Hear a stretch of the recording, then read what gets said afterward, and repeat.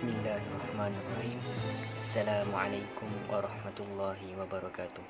Alhamdulillah, hari ini saya diberi peluang untuk memberikan sedikit perkongsian, sedikit pengisian.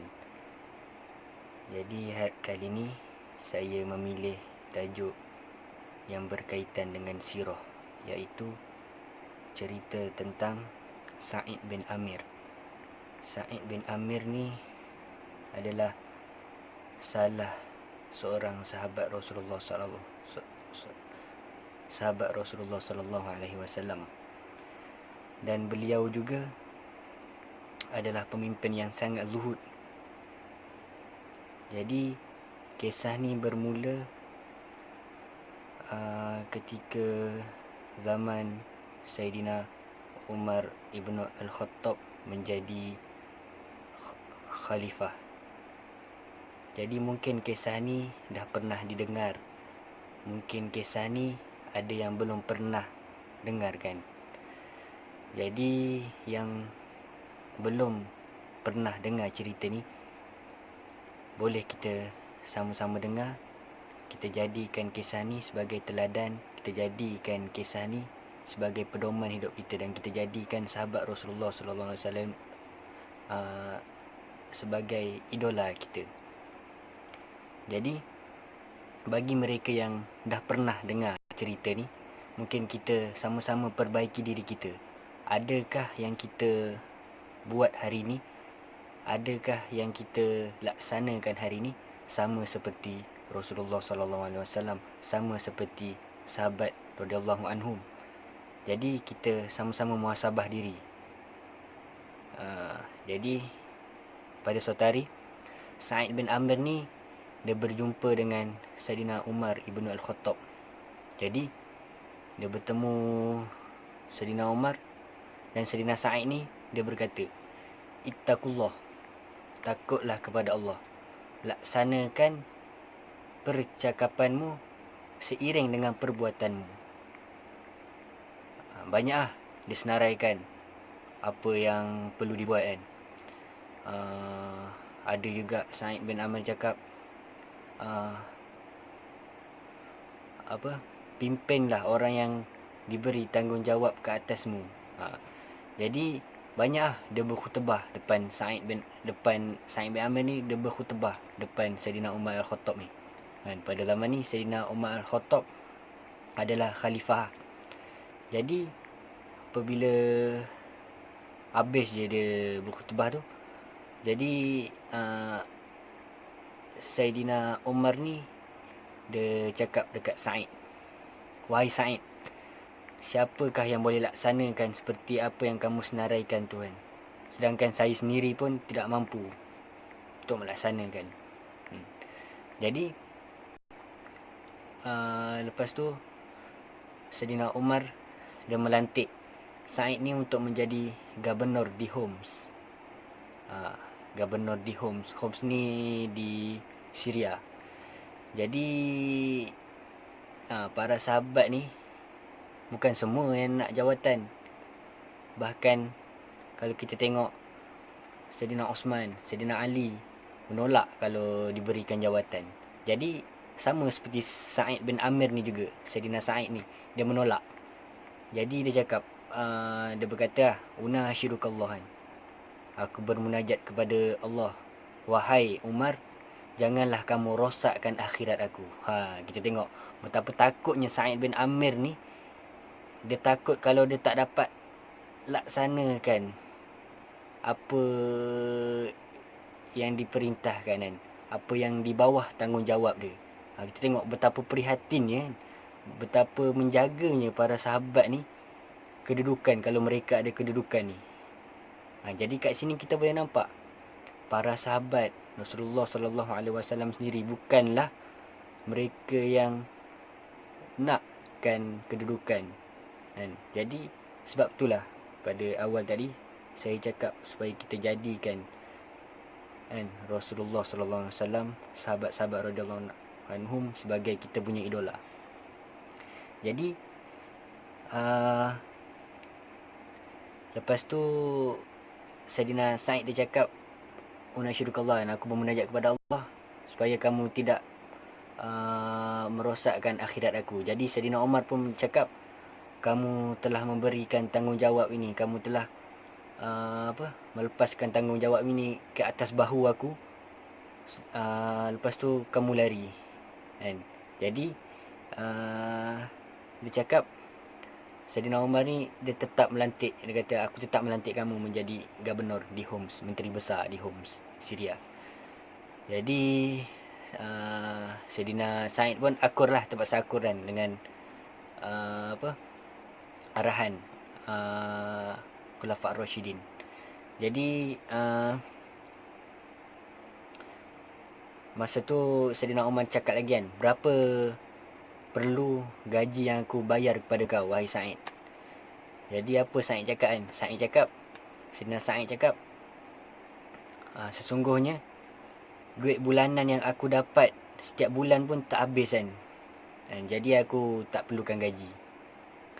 Kita tengok betapa mulianya para sahabat kan. Dia menolak daripada diberikan gaji, walhal dia telah dilantik menjadi gubernur, menjadi menteri besar di Homs.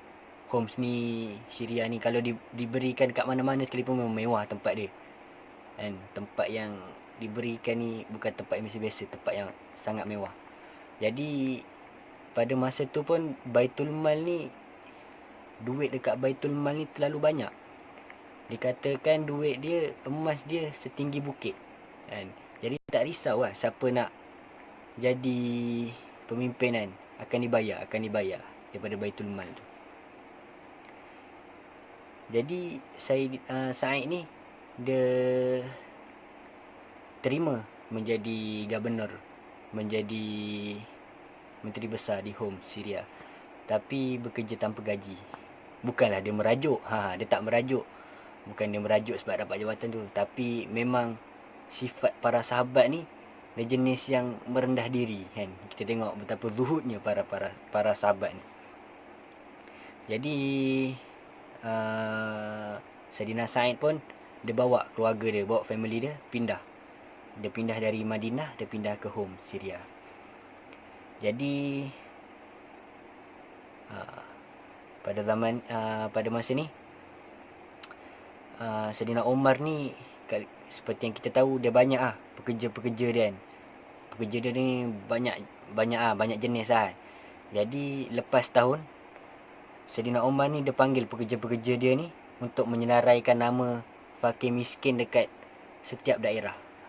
Jadi ni pekerja yang untuk menyenaraikan nama fakir miskin di setiap daerah yang telah ditetapkan kan.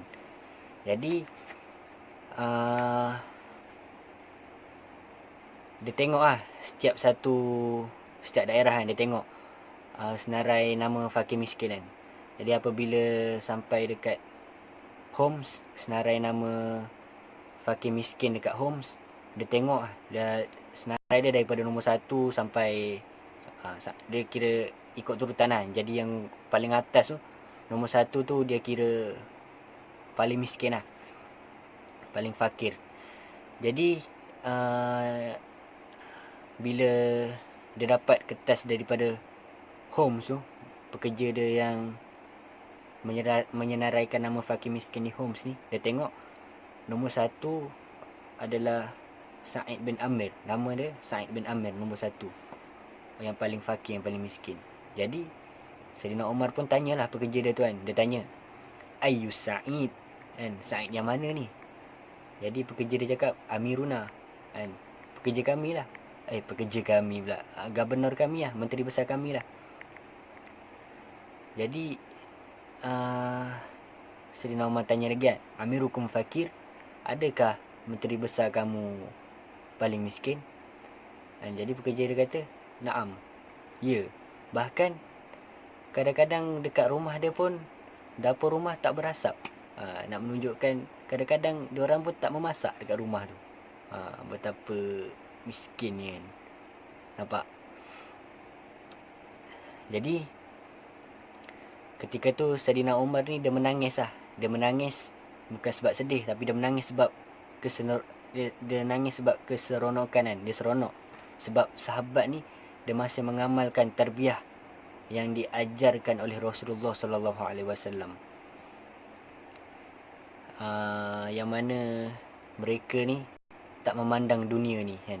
Walaupun 1 sen pun diorang tak pandang dunia ni. Jadi selepas tu Saidina Umar ni dia keluarkan 1000 dinar emas. 1000 dinar ni dia bagi dekat pekerja dia untuk diberikan kepada Sa'id bin Amir. Jadi 1000 dinar emas ni banyak. 1 dinar bersamaan dengan 1000. Bersamaan dengan 1000. Jadi kalau 1000 dinar ni 1 juta. Kita tengok betapa banyaknya dia keluarkan pemimpin Islam kan. Masa lama pemerintahan Islam ni dia mengeluarkan duit kan. Sekali keluar kan berjuta-juta kan. Sekali keluar beribu-ribu. Sebab Baitul Mal ni pada zaman ni dia memang duit tu setinggi bukit. Sebab masa tu kekayaan Rom dan Parsi ni dipindahkan ke Madinah. Memang banyak duit pada zaman tu. Jadi pekerja dia pun bawa lah cupaan. Dia bawa duit yang diberikan tu untuk diberikan kepada Saidina Sa'id. Sampai di pintu rumah, Saidina Sa'id sendiri yang buka pintu rumah tu. Jadi pekerja dia pun cakap, wahai Sa'id, sesungguhnya Perdana Menteri kirim salam kan. Saidina Umar kirim salam kepada kamu dan dia menyerahkan kamu wang. Jadi apa kata Sa'id? Dia nampak je wang tu, dia sebut inna lillah wa inna ilaihi raji'un. Dan kita tengok masa tu satu rumah dengan rumah Saidina Sa'id ni pun bukanlah besar sangat kan. Jadi satu rumah dengar pada masa tu kan. Jadi isteri dia masa tu ada dekat dalam rumah, tak tahu ada dekat mana kan. Dia cakap wahai suamiku kan, apa yang telah terjadi kan. Dia cakap atufia Amirul Mukminin kan. Atufia Amirul Mukminin. Dia kata adakah Amirul Mukminin ni dah wafat? Adakah Saidina Umar dah wafat, dah meninggal dunia? Jadi kata Sa'id, lebih dahsyat daripada itu. Jadi isteri dia tanya lagi, adakah tentera Islam kalah dalam mana-mana peperangan besar? Jadi Sa'id cakap lebih dahsyat daripada itu lagi. Jadi isteri dia pun kata, kalau macam gitu, selesaikanlah itu. Selesaikanlah perkara itu. Dan dia kata, sesungguhnya dunia sedang cuba masuk ke dalam rumah untuk merosakkan akhirat aku. Ini saya cakap.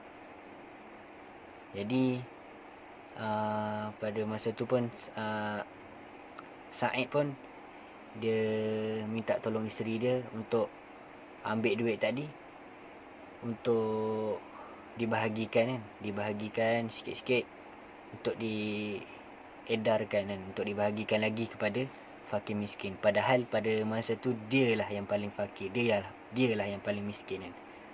Jadi duit tu pun diberikan kepada fakir-fakir miskin yang lain kan.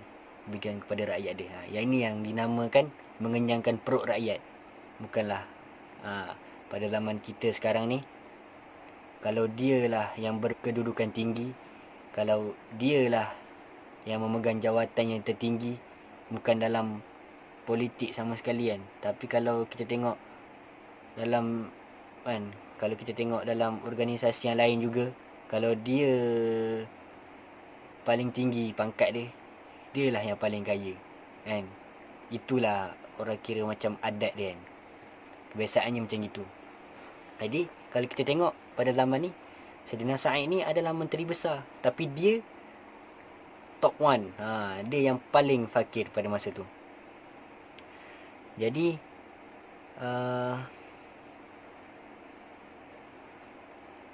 selepas tu habislah kisah pasal masa tu kan. Sampai situ. Lepas tu Saidina Umar ni seperti yang kita tahu, dia selalu turun padang kan. Selalu round tempat jajahan lah. Jadi macam kalau home dengan Syria ni dia jauh sikit daripada Madinah kan. Jadi dia ada senaraikan lah. Tempat yang dekat ni dia selalu round lah, dia selalu pusing. Tapi tempat yang jauh ni dia akan senaraikan. Jadi dia akan pergi lah ikut apa yang telah disenaraikan tu. Jadi apabila dia sampai dekat Homs ni, tempat Sa'id tadi lah, tempat Sa'id bin Amir tadi. Jadi dia jumpa kan pekerja dia. Pekerja dia ni ramai lah, pekerja Saidina Umar ni terlalu ramai kan. Jadi dia jumpa pekerja yang dilantik tu. Lalu dia bertanya kan tentang rungutan Sa'id. Dia tanya, berikan aku rungutan terhadap Sa'id. Jadi pekerja dia cakap sesungguhnya terdapat 4 rungutan terhadap Sa'id. Jadi masa tu muka Saidina Umar dah berubah kan. Jadi pada masa tu pun Saidina Umar dah fikir kan, adakah Sa'id ni dia telah tinggalkan tarbiyah Rasulullah sallallahu alaihi wasallam? Adakah Saidina Sa'id ni dia telah melakukan riba, rasuah dan sebagainya? Jadi pada masa tu Saidina Umar dah fikir macam-macam kan. Jadi 4 rungutan tu, yang pertama, setiap hari dia berkhidmat hanya lepas waktu duha. Dia berkhidmat lepas waktu duha. Jadi itu rungutan pertama. Maknanya dia keluar kerja lepas waktu duha. Jadi rungutan yang kedua, kira lambat lah keluar lepas waktu duha, dalam pukul 8 dan 8 lebih gitu lah.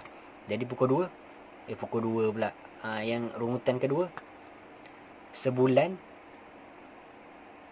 Sa'id ni dia akan ambil cuti sehari. Itu pun tak boleh. Sebulan cuti sehari pun tak boleh. Sehari tu memang dia tak akan keluar rumah langsung lah. Jadi yang ketiga, malam dia tak akan keluar kerja. Maknanya dia kerja sampai lepas asar je. Maknanya sebelum maghrib. Selepas asar, sebelum maghrib dia keluar selepas waktu duha pukul 8. Dia balik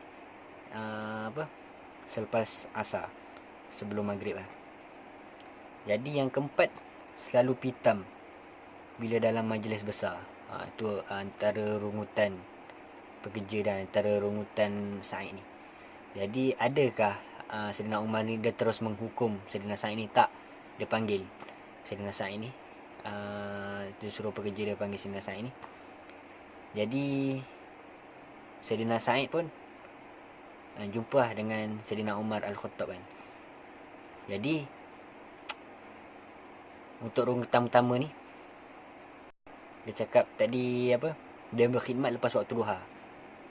Jadi Saidina Sa'id cakap, selama setahun ni aku tak pernah beritahu pun bahawasanya aku bekerja ni aku tak ada orang gaji kan. Dekat rumah aku tak ada pembantu rumah. Jadi setiap hari aku yang akan ambil air, aku yang akan uli tepung, yang akan buat roti untuk anak dan isteri. Jadi pagi tu dia akan keluar kan, settlekan dulu tanggungjawab dia terhadap anak-anak dan isteri. Lepas tu lepas duha pukul 8 ke 9 baru dia akan berkhidmat untuk masyarakat pula kan. Itu untuk rungutan pertama dah terjawab. Jadi untuk rungutan yang kedua, sebulan akan ambil cuti sehari. Jadi apa kata Sa'id kan, cuti sehari tu hari untuk aku berehat kan. Di mana hari tu aku akan membasuh pakaian-pakaian aku, dan hari tu juga aku tunggu pakaian tu kering untuk dipakai semula. Kita tengok. Untuk rungutan ketiga, malam kerja sampai lepas asar je. Jadi apa kata Said? Said cakap, kalaulah siang kan, pagi siang aku berkhidmat untuk masyarakat, jadi malam tu aku menghabiskan malam aku untuk beribadat kepada pencipta, untuk beribadat kepada Allah SWT. Inilah kan pemimpin yang perlu kita turuti, perlu kita ikutkan, perlu kita ikuti, perlu kita jadikan dola. Jadi kisah ni kita boleh jadikan teladan. Jadi bukanlah kita bekerja ni kan, sahabat kan, Saidina Said sendiri menunjukkan kepada kita garis panduan kan. Kalau kita bekerja, kalau kita contoh kalau di dalam universiti kan, kalau kita ada persatuan kan, bukanlah kita 24 jam kita nak habiskan masa untuk persatuan kan. Kita fitkan masa kita persatuan, study, sampai kita tak ada masa dengan Allah SWT kan. Jadi ini penting lah, hubungan kita dengan Allah, hablum minallah ni kita kena jaga. Jadi untuk rungutan yang keempat lah kan, rungutan yang keempat ni selalu pitam bila ada majlis besar. Jadi Saidina Said pun jawab, dia kata aku pitam sebab ketika majlis tu aku akan teringat peristiwa pembunuhan Hubaib bin Adi. Hubaib bin Adi ni pernah dibunuh kan. Pada masa tu dia dibunuh, dia disalib lah, dia dipotong badan dia. Dia sendirian, Saidina Said sendirian nampak lah. Sampai Hubaib bin Adi ni, masa dia dalam peperangan tu, orang kafir ni tanya dia, adakah kau sanggup untuk aku gantikan kau dengan Muhammad? Dia cakap dekat Hubaib bin Adi ni. Jadi Hubaib bin Adi kata, aku tak sanggup. Bahkan walaupun satu duri tercocok pun aku tak sanggup. Walaupun satu duri tercocok Nabi Muhammad ni pun aku tak sanggup. Tengok betapa taatnya dia dengan Allah dan Rasul, Hubaib bin Adi ni. Jadi pada masa tu dia dibunuh dengan kejam sekali. Kalau nak cari, boleh cari kisah ni, Hubaib bin Adi ni.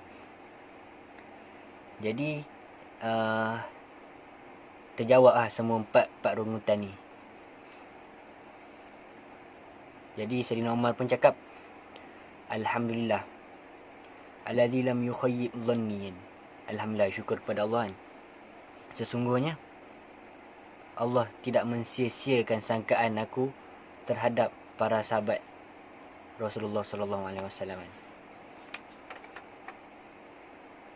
Jadi masa tu dia keluarkan lagi 1000 dinar untuk diberikan kepada Said. Masa ni isteri Said ni ada sebelah je. Jadi mula-mula tadi isteri dia tak tahu untuk apa kan. Jadi yang ni dia tahu untuk apa. Jadi isteri dia pun cakap dekat Said kan, bang, ambil lah duit ni kan. Ini lah perempuan kan. Tak adalah, tapi dia nak duit tu pun bukannya untuk suka-suka, untuk daruriyat lah. Kalau dalam ekonomi ni dipanggil barang daruriyat kan, barang kepentingan, barang mesti. Kalau dalam istilah ekonomi, barang mesti. Jadi barang contohnya pembantu rumah kan, dia suruh beli alat-alat dapur sikit. Tapi apa kata Said? Said cakap, mahukah kita laburkan pada satu pelaburan yang lebih kaya dan mahal? Yang lebih kaya dan mahal. Jadi isteri kata, ya, mestilah nak kan. Jadi Said kata, jom kita laburkan di sisi Allah SWT. Jadi dia buat macam awal tadi. Dia bahagikan kepada beberapa bahagian dan diserahkan, diedarkan, diagihkan pada orang fakir yang lain, pada rakyat dia. Jadi inilah antara kisah yang saya dapat kongsikan pada kali ni. Semoga dengan kisah ni kita boleh jadikan panduan kita boleh jadikan teladan lah kan. Sebab kita dah telusuri kisah Sayyidina Sa'id bin Amir ni kan, bagaimana zuhudnya Sayyidina Sa'id bin Amir ni dalam pemerintahan dia kan. Jadi kita boleh aplikasikan kisah ni di dalam kita punya organisasi sendiri kan. Kita ada jawatan, kita bukan mementingkan diri sendiri, tapi mementingkan juga orang bawahan kita kan. Ini telah ditunjukkan oleh Sayyidina Sa'id bin Amir kan. Jadi kalau kita baca kisah Sayyidina Umar ibn Aziz kan, itu lagi banyak kan. Jadi ini kalau kita tengok para sahabat yang dalam pemerintahan kan, para sahabat yang dalam pimpinan. Jadi para sahabat ni banyak ada yang dekat dalam, kalau kita tengok Umar Al-Khattab kan, macam tadi Sa'id bin Amir, Umar ibn Aziz ni, seperti yang kita tahu, banyak melibatkan diri dalam politik kan, dalam pemerintahan. Jadi ada juga sahabat-sahabat lain yang bergiat dalam bidang lain. Jadi kita ikuti kan, kita telusuri kisah-kisah sirah-sirah Nabi, sirah-sirah para sahabat radhiyallahu anhum kan. Bagaimana dia aplikasikan tarbiyah yang telah diberikan Rasulullah sallallahu alaihi wasallam terhadap mereka kan dalam kehidupan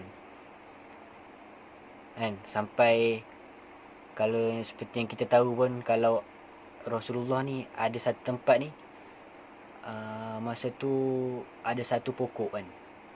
Satu pokok ni daun dia macam nak tumbang kan, tapi tak tumbang kan, dia macam nak tumbang itu. Jadi apabila Rasulullah lalu dekat tempat tu, Rasulullah akan tunduk. Jadi para sahabat ni pun ikut tunduk kan. Sampailah Rasulullah wafat dan pokok tu pun dah tak ada lah. Tapi macam mana nak cakap, betapa sayangnya para sahabat dengan Rasulullah sallallahu alaihi wasallam ni. Dia lalu dekat tempat tu yang dah tak ada pokok tu, tetap tunduk. Betapa mereka ikutnya sunnah Rasulullah sallallahu alaihi wasallam ni. Jadi kita sebagai umat Rasulullah sallallahu alaihi wasallam, umat Nabi Muhammad, jadi kita kan, kita buatlah sunnah yang telah ditunjukkan oleh Rasulullah sallallahu alaihi wasallam kan. Kita buat sebanyak mana yang boleh kan.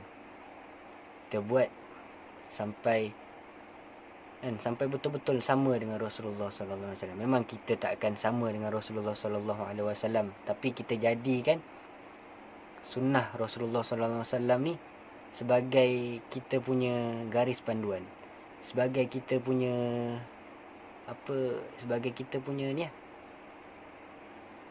kita punya panduan, kita punya teladan, dan kita punya idola kan.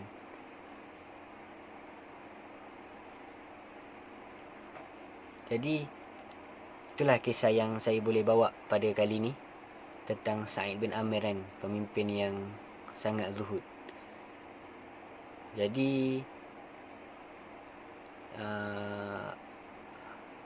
dengan kisah ni, insya-Allah sama-sama kita ambil pengajaran, sama-sama kita ikuti kisah ni kan.